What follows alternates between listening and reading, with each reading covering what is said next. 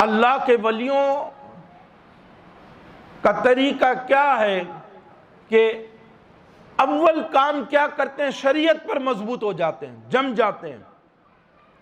شریعت کا دامن مضبوطی سے تھام لیتے ہیں، ایسا تھام لیتے ہیں کہ مرتے دم تک شریعت کا دامن ہم سے نہ چھوٹے، پھر طریقت کی راہ پر چلتے ہیں اور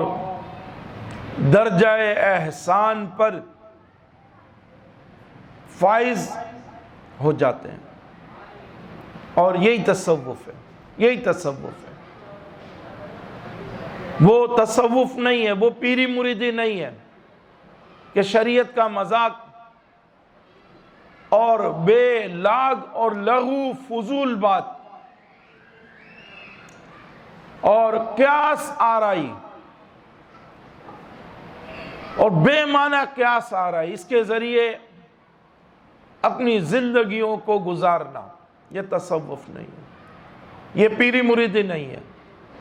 پیری مریدی یہی ہے، شریعت کا دامن تھام کر رکھو اور طریقت کے راستوں پر چلتے رہو، اپنا محاسبہ کرو اور ہر برے کام سے بچو، تمام حالات میں، معاملات میں، عبادات میں، تمام امور کی انجام دہی میں تمہارا حال ایک ہی ہو۔ بخاری شریف کتاب الایمان اور حدیث کا نمبر ہے 50۔ اللہ کے محبوب نے ارشاد فرمایا، ان تعبد اللہ کأنک تراہ، احسان یہ ہے کہ تو اللہ کی اس طرح سے عبادت کرے گویا تو اسے دیکھ رہا ہے۔ یہ افضل ہے، یہ افضل کام ہے، عبادت اس طرح کرے کہ تو اللہ کو دیکھ رہا ہے۔ فَإِن لَمْ تَكُنْ تَرَاهُ، اور اگر تو نہ دیکھ سکے، یہ کام تجھ سے نہ ہو سکے، تو ایسا نہ کر سکے، فَإِنَّهُ يَرَاكَ، تو جان کہ وہ یقیناً تجھے دیکھ رہا ہے۔ تو اللہ تو دیکھ رہا ہے نا، یعنی اگر یہ تصور ہم سے نہیں جمتا کہ ہم دیکھ رہے ہیں، تو پھر یہ تو ہم خیال جما سکتے ہیں، یہ بات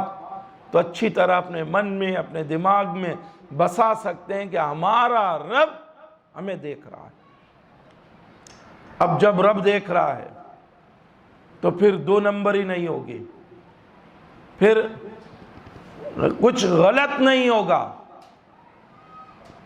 زیادہ تو کیا تھوڑا بھی غلط نہیں ہوگا، پھر پاؤں نہیں پھسلے گا، پھر آدمی مسلمان ہو کر دوسرا راستہ نہیں دیکھے گا، پھر کسی کا گلا نہیں دبائے گا، پھر کسی کا حق نہیں مارے گا، پھر دھڑلے سے بانگے دوحل حرام کام، ناجائز کام نہیں کرے گا، پھر رشوت کو چائے پانی نہیں بولے گا، پھر رشوت کو خدمت نہیں بولے گا، پھر حق والے کا حق دینے والا ہوگا، پھر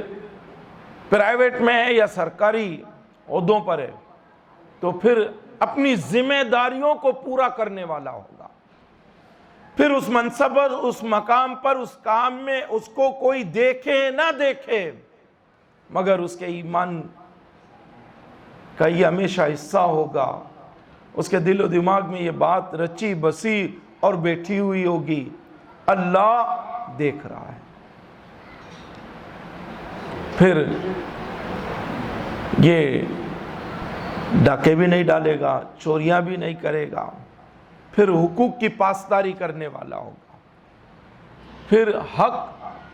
ادا کرنے والا اور بجا لانے والا ہوگا۔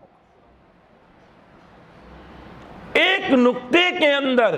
مصطفیٰ کریم اللہ کے حبیب ہم غریبوں کے آقا نے سب بات ارشاد فرما دی، سمجھا دی۔ ہم اپنی عبادتوں کا رخ ایسا کریں، ہم اپنی عبادتوں کو ان تعلیمات سے آراستہ و پیراستہ کریں تو پھر عبادات فیوز و برکات سے لبریز ہوں گی، پھر معاملات زندگی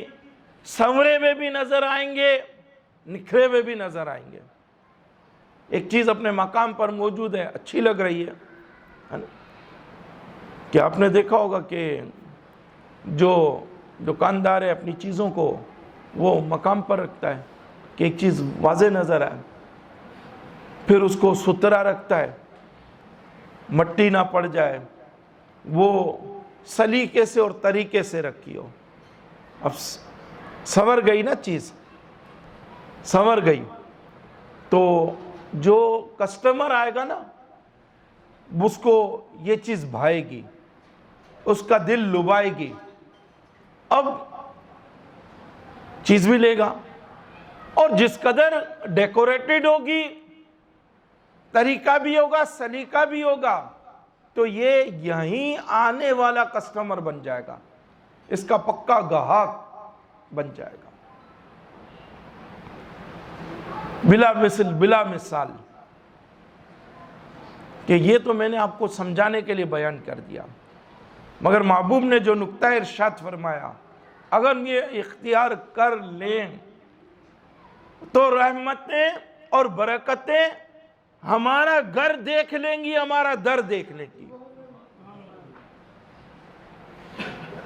پھر دعائیں کرو، دعائیں کرو، اور دعائیں قبول نہیں ہوتی کا نعرہ نہیں ہوگا، بلکہ ہم خود دعائیں دینے والے ہوں گے۔